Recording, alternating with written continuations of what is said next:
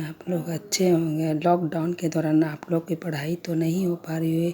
इस वीडियो के माध्यम से मैं आप लोग को पढ़ाने जा रही हूँ संस्कृत विषय क्लास 4 का। जो आप लोग पहला चैप्टर देखिएगा। संस्कृत क्या है? संस्कृत एक मधुर भाषा है। तो चैप्टर 1 में देखिए, संस्कृत वर्णमाला। वर्णों के समूह को वर्णमाला कहते हैं। तो पहले जानिए वर्ण। तो वर्ण क्या है? भाषा की सबसे छोटी इकाई जिसके टुकड़े ना किए जा सके उसे हम वर्ण कहते हैं। माला, माला जो पिरोया जाए एक कतार में जो बनाया जाए उसे माला कहते हैं। तो वर्णमाला बना। तो वर्णमाला किसे कहते हैं बच्चों? तो वर्णों के समूह को वर्णमाला कहते हैं। यहाँ तक तो समझ गए। अब देखिए यहाँ वर्ण या अक्षर से शब्द बनते हैं।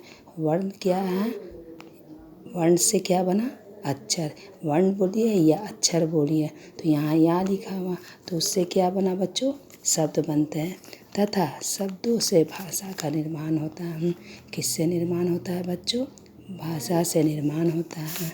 समझ गए यहाँ तक? हिंदी भाषा संस्कृत का ही बदला हुआ रूप है। हिंदी भाषा किसका बदला हुआ है? संस्कृत का बदला हुआ रूप है।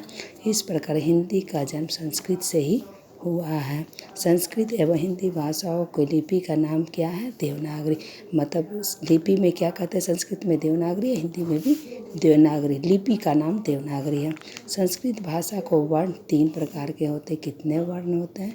स्वर और व्यंजन और आयोगवाह। मतलब 3 वर्ण होते हैं। पहला स्वर्ण वर्ण, दूसरा व्यंजन और तीसरा आयोगवाह। स्वर्ण वर्ण जिन वर्णों के उच्चारण में किसी अन्य वर्ण की सहायता ना लेनी पड़े, मतलब कि किसी की सहायता लेनी नहीं पड़ती स्वर में, उसे क्या कहते हैं? हम स्वर्ण वर्ण कहते हैं। स्वर 13 होते हैं। अ, आ, छोटी, बड़ी, ऊ, री, ऋ, लिड़ी, ए, औ। ते संस्कृत में 13 होते हैं। हिंदी में कितना होते हैं? 11 होते हैं। तो स्वर कितने होते हैं संस्कृत में? 13 होते हैं। अब आ जाइए दूसरा व्यंजन। जिन वर्णों के उच्चारण में स्वरों की सहायता लेनी पड़ती है उन्हें व्यंजन कहते हैं। वास्तव में इनका अपना स्वरूप प्रत्येक वर्ण के नीचे हलंत। तो इसका स्वरूप कैसा होता है? हलंत हो जाता है, तिरछी लकीर।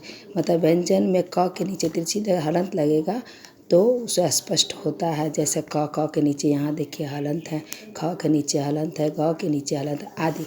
किंतु स्वर